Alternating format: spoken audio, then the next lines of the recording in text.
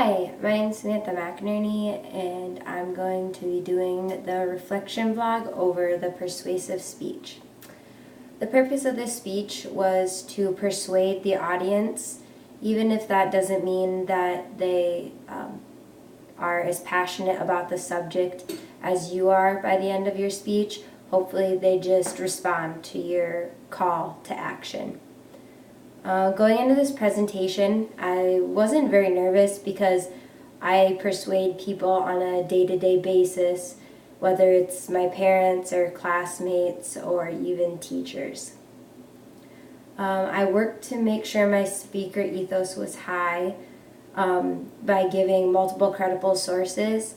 The first time I would give it at the beginning after I stated my main point. My first main point, and then I would give another credible source about halfway through to the second part of my main point. Was my technology adequately prepared? I think my technology was adequately prepared as far as charging and being ready to go. The audio was great, but every time I try to put a video on YouTube, it messes with the quality, even though it's crystal clear on my camera. I don't know what that is, so that's a little frustrating. But in terms of structure and organization of my speech, in all my speech classes that I've ever taken, I've had teachers tell me to creatively incorporate my first, second, and third main points in my thesis, whereas in this class I have to directly state it, and so those transitions are a little awkward for me. So that's the most frustrating part about learning this new curriculum and the things that the class requires. The most natural thing for me to do is my introduction. I've always liked to do introductions. They're a way for me to express my creativity throughout my speech, and then the rest of my speech can be based off of facts and details. The next part, how I considered my audience when developing my speech. My speech was about equal pay for women, and that is a very one-sided discussion. For most part, men, they're not too concerned about it because it doesn't affect them. And so in my speech, I made sure to have it put them in the situation where it's affected their lives.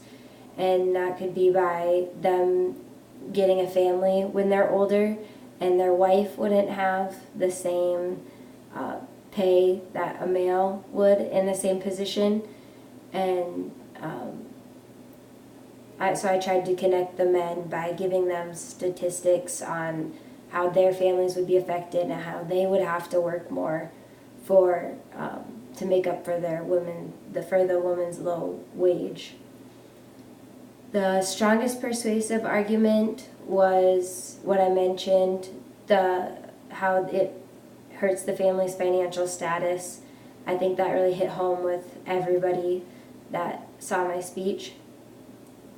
The advantage of solid logos in my presentation, I felt like my logos was solid. I was able to support my claims, especially in my last main point when I addressed the opposing side.